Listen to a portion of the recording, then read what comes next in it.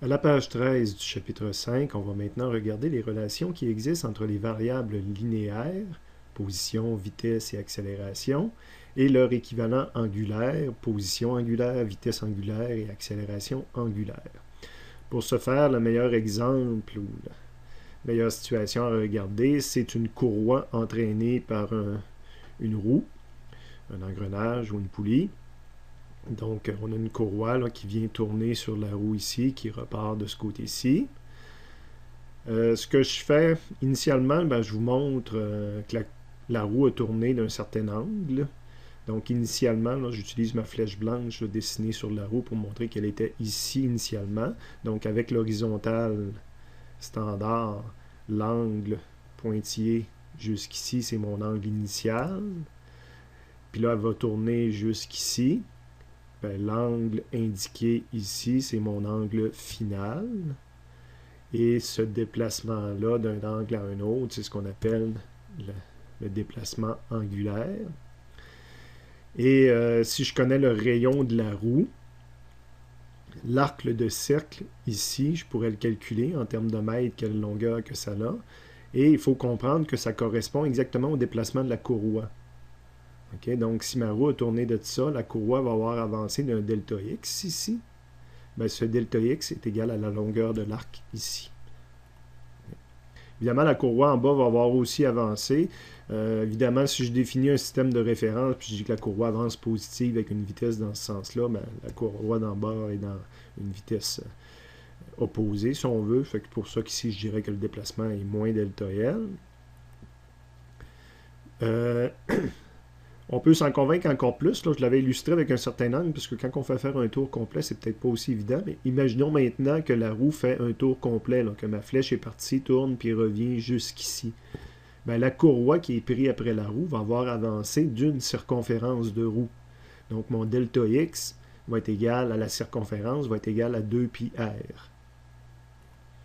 Puis 2π, la partie 2π de la circonférence, c'est le 360 degrés. On a dit 360 degrés égale 2π radians.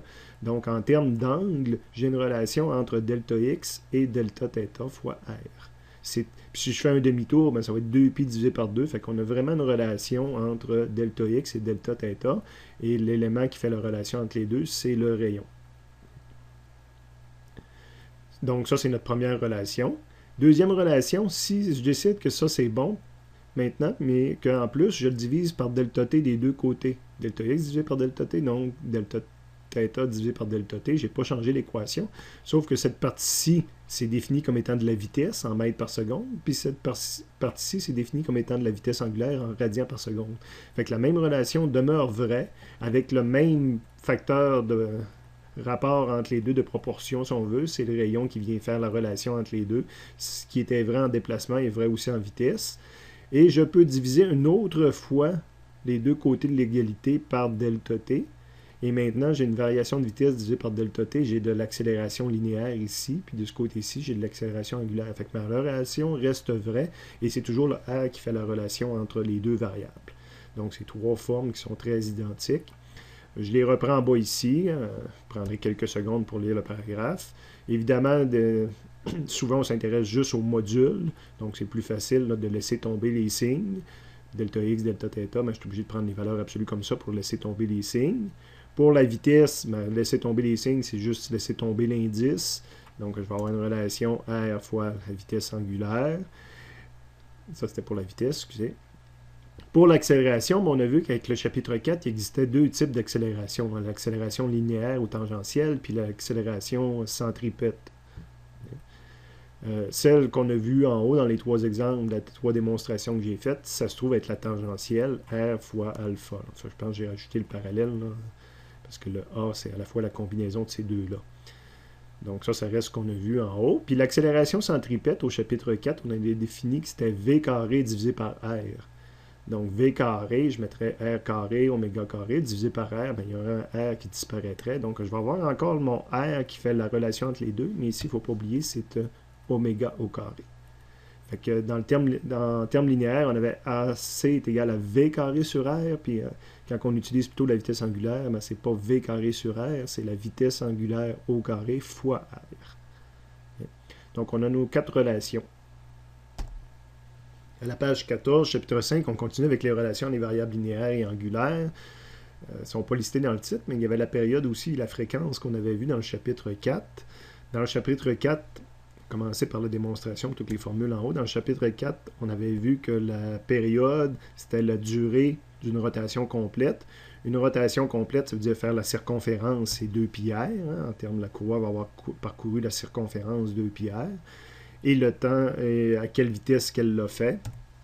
Donc, la vitesse ici linéaire, 2πrv. Fait que ça, c'est tiré du chapitre 4. Puis là, si on prend une relation qu'on a vue à la page précédente, que V, je peux le remplacer par R oméga, ben le R va disparaître. Vous remplacez votre V par R oméga, le R va disparaître, puis ça me donne une relation pour la période. Fait que c'est la relation qui était écrite en haut ici. Donc, je peux calculer la période maintenant avec la vitesse angulaire. Et toujours au chapitre 4, on avait vu que la fréquence, c'était l'inverse de la période. Donc ici, j'ai rajouté fréquence. Le symbole, c'est petit f et non pas t.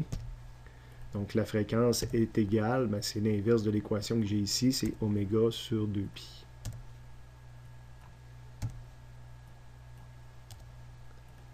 Et maintenant, on va faire des exemples. On va résoudre l'exemple 1.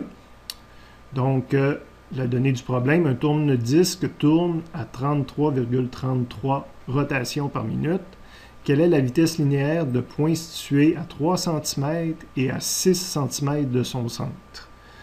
Donc, je relis le problème en identifiant mes données. 33 RPM, c'est une vitesse angulaire. Donc, je vais utiliser le résumé. Je ne me rappelle pas quel symbole qu'il faut que je prenne. Je vais utiliser le résumé du chapitre 5 pour me rappeler. Ah, vitesse angulaire, ok, on parle de ça, ça me ramène les variables qu'il va falloir que j'utilise. J'en profite pour faire le tour du résumé que je n'avais pas fait. Donc, au début, on a des définitions. On a la rotation à accélération angulaire constante, là, le RUA équivalent du MRUA. Je pense qu'avec vous, on ne fait pas beaucoup de problèmes. Peut-être un petit peu dans le travail pratique en laboratoire, qu'il y en a un ou deux qu'on va faire appel à ces équations-là. Et peut-être en bas, plus intéressant, là, les relations entre le monde linéaire et le monde angulaire. Donc, je pense que je vais aller piger souvent dans ces équations-là. La deuxième page du résumé, si j'ai bonne mémoire, c'est des choses que je ne couvre pas avec vous autres. Donc, le roulement, donc une roue qui roule sur la physique d'une roue qui roule. Si jamais vous êtes intéressé à ça, ça apparaît ici. Ah, c'est vrai qu'à la fin du résumé, il y avait la transmission. Donc ça, évidemment, on le fait en laboratoire, les ratios de transmission, etc. Donc, on pourrait avoir besoin de cette partie du résumé dans les travaux pratiques. Donc, j'étais dans le chapitre 5. J'ai vu que quand on parle de vitesse angulaire, je prends la lettre grecque oméga. Je continue à lire quelle est la vitesse linéaire. Donc, on me demande une vitesse linéaire en mètres par seconde. Donc, c'est la lettre V. Donc, j'aurai probablement la lettre V en arrière ici. Et linéaire de points situés à 3 cm et à 6 cm. Donc, j'ai un premier rayon de 3 cm. Je l'ai écrit immédiatement avec des unités cohérentes pour les équations de physique. Donc, 3 cm, c'est 0,03 mètres. Mais on me demande la vitesse à deux endroits. C'est pour ça que j'ai identifié qu'on me demandait deux fois la vitesse et j'ai fait une différence. Ma vitesse 1 pour tel rayon, puis ma vitesse 2 pour un autre rayon, le deuxième rayon de 6 cm. Donc, on a un disque. On fait un schéma de la situation. On a un disque qui va tourner. On connaît sa vitesse angulaire, donc on n'avait pas vu encore tout à fait comment dessiner les vitesses angulaires, mais je mets une flèche qui tourne. Quand on était dans le monde linéaire, on mettait des vecteurs. Mes vitesses à 6 cm et à 3 cm, donc je considère que je vais étudier qu'est-ce qui se passe à ce point-là du disque, à quelle vitesse qu'il tourne, à quelle vitesse qu'il avance dans l'espace. Donc ma première vitesse, évidemment, lui, il avance plus vite dans l'espace parce qu'il faut que les deux points suivent. Donc, ils sont rendus en même temps en haut ici, ça veut dire que lui, il va avoir avancé beaucoup plus vite, donc sa vitesse linéaire est plus grande. Et j'ai illustré présentement 3 variables sur 5, donc il me manque mes 2 rayons, donc il y avait plusieurs façons de le montrer, mais j'ai un petit rayon correspondant à la petite trajectoire, puis j'ai un grand rayon qui correspond à la grande trajectoire. Donc ça me prend une formule pour obtenir la vitesse angulaire, la vitesse linéaire connaissant ces paramètres-là. Je m'en vais dans le résumé. Les relations, c'est dans le bas de la page 17. Donc, oups, je cherche justement des vitesses linéaires, connaissant l'oméga, connaissant le R, ben, je viens de trouver la bonne relation ici, c'est elle que je vais utiliser dans mon problème. Donc, je retourne ici, puis je transcris cette équation de physique-là, qui est l'équation pour calculer une vitesse tangentielle. C'est de l'information supplémentaire, mais dans le fond, mon cahier de calcul, je commence avec ça. Donc, je vais l'appliquer pour calculer V1. Donc, j'ai réécrit la même chose, mais V1 est égal à R1, puis fois le oméga qui va être constant pour les deux cas. Quand j'arrive pour mettre le oméga, je ne peux pas mettre 33,33 ici. C'est des RPM, c'est pas compatible avec des mètres. Donc, je vais être obligé de faire une étape de conversion. Okay? Pour enlever la rotation, enlever le tour par minute, donc j'ai 2 pieds radians pour un tour, ça va faire disparaître la partie R ici. Par minute, ça veut dire que j'avais minute en bas, il va falloir que je mette une minute en haut puis 60 secondes en bas. Ça fait disparaître le par minute qu'il y a là. Il va me rester des radians par seconde. Donc, personnellement, je ne l'aurais même pas calculé immédiatement parce que ça m'aurait donné des chiffres que j'arrondis sur ma calculatrice. J'aurais tout simplement écrit 33,33 fois le 2pi, mon pi est ici, fois 2 divisé par 60, mais ça revient faire une division par 30, puis c'est ce chiffre-là que je vais traîner. Si vous voulez absolument aller pitonner ça sur une calculatrice pour avoir une réponse, ben, on obtient la réponse qui est ici. Personnellement, je ne les calcule pas. Ce que je vais faire, justement, quand j'ai mon oméga ici, ben, je vais écrire que c'est 33,33 pi divisé par 30. Et ça, maintenant, je vais le pitonner parce que là, je veux une réponse officielle, une réponse à une question qui était cherchée. Donc ça, je vais le pitonner, puis ça donne 0,10 mètres secondes. Ça, je vous dis, souvent, quand on ne fait pas les simplifications, des fois, on arrive même à des chiffres relativement ronds à la fin, là, dépendant du choix que le client a fait là, au niveau des données du problème. Évidemment, il faut que je fasse un deuxième calcul, cette fois-là pour V2, mais j'utilise R2. Donc, en dessous, je vais avoir mis mes chiffres pour montrer mon cahier de calcul à mon client. Donc, le rayon, puis le oméga, c'est le même qu'en haut. Je rentre ça dans une calculatrice, ça me donne 0,21 mètres secondes. Et le premier problème est résolu. On va aller résoudre l'exemple 2 qui se lit comme suit. Quelle est la vitesse linéaire de la planète Terre se déplaçant autour du Soleil? Donc, à quelle vitesse que la Terre fonce dans l'espace? La distance moyenne Terre-Soleil est d'environ 1,5 fois 10 à la 11 mètres. Donc, je vais relire le problème et identifier clairement mes données. Quelle est la vitesse linéaire? Donc, on me donne tout de suite qu'est-ce que je cherche au départ. Donc, je cherche une vitesse, c'est en mètres par seconde, c'est la vitesse linéaire, petit v. J'ai mis l'indice t qui n'était pas strictement obligatoire, qui correspond simplement à parler de la Terre. On me donne comme donnée la distance moyenne. Donc, si la Terre, pas mentionné en haut, mais on fait l'hypothèse que la Terre va avoir une trajectoire parfaitement ronde. Des fois, on l'ajoute dans les données du problème. Donc, je vais avoir une trajectoire ronde. Ben, la distance entre le Soleil va être au centre puis la Terre autour, on se trouve à me donner le rayon. Donc, la deuxième donnée qu'on me donnait, 1,5 fois 10 à la 11 mètres, c'est le rayon de la trajectoire, le rayon de la planète Terre, encore une fois.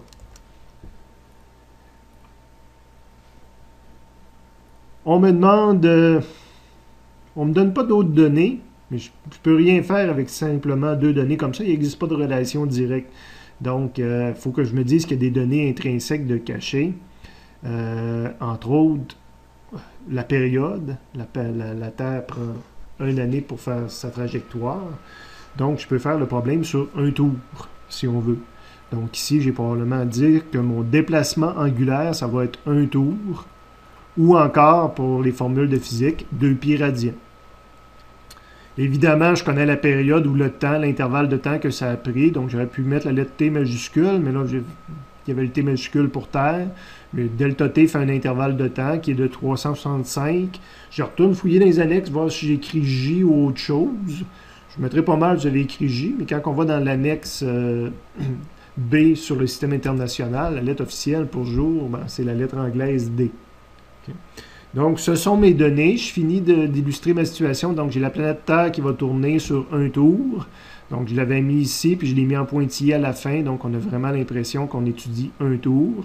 Je cherche VT, donc je cherche la vitesse de la Terre qui fonce dans l'espace. Évidemment, ce vecteur-là reste constant au fur et à mesure que la Terre tourne dans l'espace. Le rayon, c'est lié au soleil. Je n'ai pas illustré le soleil au centre, ça aurait été de l'information supplémentaire. Donc, RT est illustré, delta θ est illustré, delta t, ben, je le mets à côté de ma trajectoire pour montrer que c'est l'intervalle pour faire cette trajectoire-là. Eux, je vais écrire la lettre T pour terre, puis j'aurais pu écrire la lettre au centre.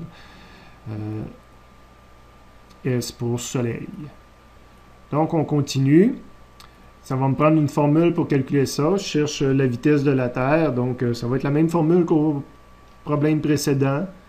V est égal à R oméga. Donc, je décolle avec la même formule. Je l'applique à mon problème. Je cherche la vitesse de la Terre.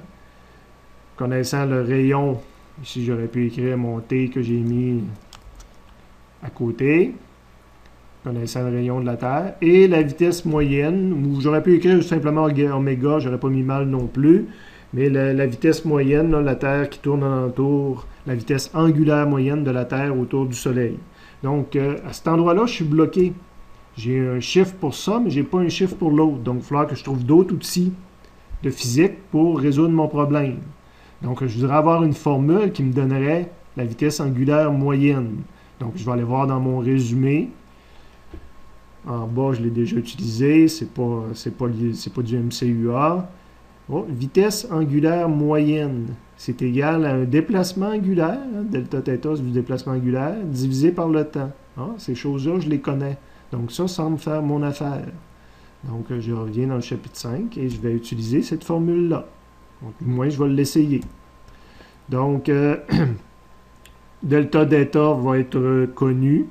C'est 1 tour, c'est 2 pi radians. Delta t, 365 jours, mais là, je ne peux pas diviser des radians par des d. Il faudrait que je sois en secondes. Fait que j'ai une conversion d'unité. Fait qu'ici, j'ai une étape de conversion d'unité. 24 heures pour un jour, le d disparaît. 60 minutes pour une heure, la heure disparaît. 60 secondes pour une minute, le minute disparaît. Cette ligne-là pourrait être différente légèrement, là, dépendant de ce qu'on connaît ou pas comme facteur de conversion. Je m'en vais sur une calculatrice, je pitonne 365 fois 24 fois 60 fois 60 et ça me donne 31 536 000 secondes là, que ça prend pour que la Terre fasse un tour. Donc maintenant, je connais tout ce qu'il faut pour calculer ma vitesse moyenne, mon 2 pi radians divisé par mon 31 536 000 secondes va me donner une vitesse. Je ne l'ai même pas calculé, j'ai juste écrit que c'était 2 pi divisé par ça. Je vous l'ai dit souvent, je ne rentre pas mes chiffres tant que je n'ai pas besoin de calculer le point d'interrogation. Donc je vais le traîner sous ce format-là, ça évite d'avoir des simplifications, des arrondissements liés à la calculatrice. Donc je suis prêt à utiliser ça dans ma première formule en haut. Donc ma vitesse de la Terre va être égale à 1,5 fois 10 à la 11, mon rayon de la Terre qui est ici, que j'ai remis ici, multiplié par le oméga moyen, que j'ai sa façon de le calculer ici, qui est 2pi divisé par 31 000. Et là, maintenant, je m'en vais sur la calculatrice parce que je vais vraiment avoir la réponse recherchée. Et ça va me donner 29 000, pratiquement 30 000 mètres par seconde, donc 30 km par seconde. C'est extrêmement rapide. Et voilà. À la page 15 du chapitre 5, on fait un troisième exemple sur les relations entre les variables linéaires et angulaires. L'exemple 3 qui se lit comme suit. Un genre de centrifugeuse est utilisé pour entraîner les astronautes à subir de fortes accélérations. On a déjà vu ça, on a un grand bras qui tourne en rond. L'astronaute est au bout du bras. Le rayon de ce grand bras-là qui tourne sur un cercle est de 15 mètres dans ce cas-ci. À quelle vitesse angulaire constante la centrifugeuse doit-elle tourner pour que l'astronaute subisse une accélération linéaire de 11 g? Donc, on veut qu'il ressemble l'équivalent de 11 fois l'accélération g de 9,8 mètres par seconde carrée. Identification de nos données avec un schéma. J'ai déjà dessiné le schéma, là, prendre de l'avance, surtout que dessiner des ronds, c'est peut-être pas toujours évident pour les étudiants. Première donnée que je rencontre, c'est le rayon de 15 mètres. Donc, R est égal à 15 mètres, que j'illustre sur mon dessin ici. Deuxième donnée qu'on rencontre, c'est la donnée cherchée à quelle vitesse angulaire. Donc, je vais chercher une vitesse angulaire. La lettre qu'on réserve pour ça, c'est oméga. C'était pas mentionné ici, mais j'aimerais ça l'avoir en RPM. Il faudrait que je l'ajoute dans la question. Là. Souvent, on s'intéresse toujours aux rotations par minute de quelque chose. Donc, je voudrais avoir la vitesse angulaire en RPM. Je l'ai illustré avec probablement une flèche rotative ici. Donc, c'est mon oméga. Pour que l'astronaute subisse une accélération linéaire de 11 g. Bon, ici, d'après moi, on va changer la question parce que j'aime pas ce que je vois, accélération linéaire de 11 g, parce que moi, j'ai fait le problème en considérant que je voulais une accélération centripète de 11 g. Donc, s'il vous plaît, barrez le linéaire et remplacez-le par, dans la question, centripète de 11 g. Je veux que l'astronaute ressente l'équivalent d'une accélération centripète correspondant à 11 g. Fait que je l'écris comme ça, sachant... Il est en rouge différent, là. Vous pouvez l'écrire, mais c'est pas obligatoire parce que c'est une constante, sachant que G est égal à 9,8 mètres par seconde carré. Donc, mon accélération centripète, je la montre sur mon dessin. C'est un petit vecteur dirigé vers le centre du cercle.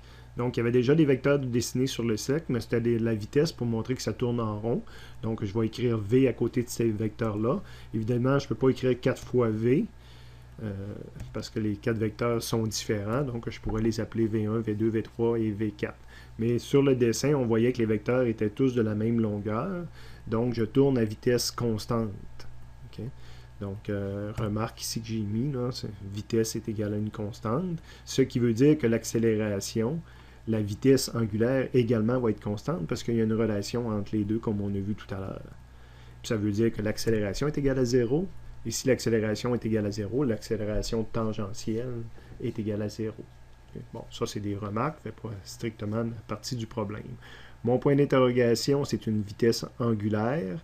Je connais R, je connais AC. Je vais aller voir dans mes formules qu'est-ce que je pourrais utiliser. Je suis dans le document résumé au chapitre 5. Donc, au début, c'est les définitions. Ça ne fait pas du tout apparaître mon AC ni... ici, c'est la cinématique, pas vraiment intéressant non plus. Ah, les relations justement entre mes variables angulaires. Je cherche le oméga, je l'aurai ici, mais je ne connais pas la vitesse ici V. Je cherche le oméga, mais je connais accélération centripète, puis je connais R. Ben, j'utiliserai celle-ci. De retour à mon problème, j'ai copié l'équation que j'avais trouvée dans mon résumé. Je cherche le oméga, je vais l'isoler. Donc, oméga est égal, ça veut dire que le R a été envoyé de l'autre côté, ça va devenir AC sur R, puis j'avais un carré, je vais prendre la racine. Donc, j'ai AC sur R. Et je connais tous ces chiffres-là, donc je pourrais mettre les chiffres. Le AC, c'est 11G, G, c'est 9,8. Donc, je peux l'écrire comme ça, divisé par le rayon 15 mètres. Donc là, j'avais des unités cohérentes, pas de problème. Je mets ça dans une calculatrice, ça me donne 2,7. Mais mes unités cohérentes, rendu en vitesse angulaire, si j'ai pris des unités cohérentes, les unités de base, bien ici, je vais obtenir des radians par seconde et non pas des rotations par minute telles que demandées. Mais après, je fais ma conversion. Donc, je veux faire disparaître radian, je vais faire un tour pour 2 pi rad, ça va me permettre de barrer radian, puis je vais avoir mes rotations ou mes tours. Puis je veux faire disparaître seconde qui est au dénominateur, donc je vais écrire 60 secondes pour une minute. Le seconde va être barré, puis ça fait apparaître minute en bas. Donc je vais avoir des tours par minute. Donc je prends le même chiffre, multiplié par 60, divisé par 2pi, et ça me donne mon nombre de rotations par minute. Donc ça tourne une centrifugeuse d'astronaute. On continue avec le point B du même exemple qui se lit comme suit. Quelle est l'accélération tangentielle de l'astronaute si la centrifugeuse prend 120 secondes pour accélérer du repos jusqu'à la vitesse angulaire déterminée en A avec une accélération angulaire constante? En B, ce qu'on nous dit, c'est qu'en haut, ça tournait à vitesse constante. L'astronaute avançait toujours à la même vitesse dans l'espace, puis subissait toujours le 11G. Je ne sais pas combien de temps qu'ils soumettent à ça pour faire des tests, là, mais... il est à vitesse constante. Mais évidemment, il faut partir de la centrifugeuse. À un moment donné, ça ne tourne pas, puis là, il faut l'accélérer jusqu'au temps d'arriver à cette vitesse-là. Donc, c'est ce qu'on fait en B. Donc, on nous demande quelle est l'accélération en mètres par seconde. Hein, tangentielle, ça veut dire en avançant sur le pointillé. Donc, quelle est l'accélération, le vent qu'il va avoir dans la face, à quelle vitesse que ce vent-là va accélérer. Si la centrifugeuse prend 120 secondes pour passer du repos à la vitesse qu'on a en haut. Donc, on me demande quelle est l'accélération tangentielle. On appelle ça l'accélération parallèle à la trajectoire circulaire. Donc, c'est en mètres par seconde carré. Si ça prend 120 secondes, donc mon delta t, c'est 120 secondes, pour avoir, là, je peux l'expérimenter soit en vitesse de mètres par seconde, mais c'est bien mieux parce qu'on avait du oméga, des RPM en haut. Dire, ben, au début, j'ai 0 RPM ou 0 radians par seconde, puis à la fin, j'ai 26 RPM ou 2,7 radians par seconde, la valeur que j'avais trouvée en haut. Tout ça, on le fait évidemment avec l'accélération angulaire constante, donc un alpha angulaire constant. Et on rappelle qu'on avait le rayon dans la première partie. Donc, on se dessine la situation, trajectoire circulaire. J'en ai déjà fait une partie pour vous. Et maintenant, le vecteur que j'ai mis en entour, je l'ai fait grandir. C'est pour montrer qu'on est dans la partie où ça va avancer de plus en plus vite, le bras. Donc ici, j'ai mon V1, V2, V3. Le vecteur est de plus en plus grand, puis ça continuerait. Et donc, on montre là, que j'avance de plus en plus vite sur ma trajectoire circulaire. Ce qui veut dire que j'ai une accélération là, dans le même sens que le vecteur V. Je l'ai dessiné qu'une fois, et c'est ça notre accélération tangentielle qu'on cherche.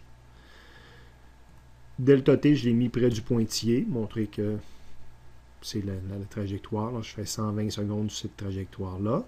Le oméga égale à 0, je ne le dessine pas. Oméga final égale à 2,7. Puis même si ça n'aurait pas été égal à 0, ça aurait été entre 1 et 2,7. Je le dessine rien qu'une fois. Je mets ma rotation, puis j'appelle ça oméga. Mais il représente à la fois le initial puis le final, tant que ça ne change pas de sens. Évidemment, tant qu'on ne me donne pas de sens, je vais toujours faire tourner dans le sens positif. Le alpha n'était pas strictement obligatoire à montrer, mais ça nous aide à montrer que ça tourne de plus en plus vite, puis ça va nous aider dans le problème tout à l'heure, puis le rayon n'était pas strictement nécessaire non plus. Résolution du problème, je regarde ce que je cherche, puis je vais me chercher une formule qui, en fonction des paramètres que je connais, là, me semble adéquate pour résoudre le problème. Donc, je cherche une accélération tangentielle. On s'en va dans les résumés. Je suis au même endroit que tout à l'heure dans le résumé. À la fin de la première page, j'ai les relations entre les variables linéaires et angulaires. Je cherche le A tangentiel. Meilleure formule, il apparaît ici, là, mais ça me paraît bien plus complexe que juste de calculer ça. Sauf que je ne connaîtrai pas ça, mais je vais faire appel probablement à autre chose pour le calculer. Le autre chose étant de la cinématique qu'on a juste en haut ici. Donc je reviens ici. Je dis mon accélération tangentielle, c'est mon alpha fois r. Je vérifie qu'est-ce que je connais là-dedans. Je connais le r, mais je ne connais pas le alpha. Donc j'ai un premier blocage. Mais on m'a donné vitesse initiale, vitesse finale, delta t. Ça ressemble à de la cinématique linéaire. Là, quand on avait vitesse finale, initiale, delta t, on était capable de calculer les accélérations. Donc, on va faire la même chose, mais maintenant avec de la cinématique angulaire. On n'avait pas encore fait de problème de cinématique de rotation, mais on l'a fait en linéaire. Hein, vous vous rappelez, le MUA. Exemple, V final est égal à V initial plus A fois delta t. Donc, on a les mêmes choses qui existent en angulaire. C'est rien qu'on remplace les V par des oméga, les A par des alpha, puis les X delta X par des θ delta θ. Donc, on connaissait vitesse initiale, vitesse finale, puis on connaissait le delta t. Je vais pouvoir calculer mon alpha, puis c'est ce qui me manquait dans mon équation. Donc, je vais utiliser l'équation qui est ici. J'ai copié l'équation intégrale qu'on avait sur notre formulaire ici, avec les indices selon Z pour montrer que ça pourrait être des valeurs positives ou négatives. D'où l'intérêt, quand on a le choix, de tout mettre pour que ça tourne positif. Donc ça tournait positif, puis de plus en plus vite, donc l'accélération va être positive aussi. Fait qu'en deuxième ligne, comme on faisait en cinématique quand c'était des V, puis des delta X, puis des A, ben, je tiens compte du signe. Ben, la finale est positive, est égale à la initiale qui est positive aussi. De toute façon, c'est un 0. Plus le AZ, l'accélération est dans le bon sens, donc c'est un plus aussi, fois delta t. Donc, j'isole ce que je cherche, hein, c'est le alpha qui me manque. J'isole le alpha, donc lui va s'en aller de l'autre côté, va devenir un moins, puis je vais diviser par delta t. C'est sûr qu'ici, c'est un 0, là, mais je l'ai traîné. Si ça n'aurait pas été 0, mon équation fonctionne pareil. Si je veux, je peux mettre les chiffres. Personnellement, je ne l'ai pas fait pour que justement garder mon équation la plus générale possible puis pouvoir la programmer dans un contrôleur si je voudrais. mais je pourrais calculer, c'est 2,7 moins 0 divisé par 120, ça me donne cette accélération-là. Sinon, je mets mon résultat pour l'équation 2 dans la 1. Donc, je réécris la 1. A parallèle est égal à alpha, mais alpha, je le remplace par ça. Donc, j'ai commencé par écrire mon alpha fois R, donc fois R. Et là, je remplace mes chiffres à la fin et j'obtiens ma réponse. J'ai des unités cohérentes parce que je vais travailler avec les radians. Donc, à la fin, j'obtiens les bonnes unités en mètres par seconde carré.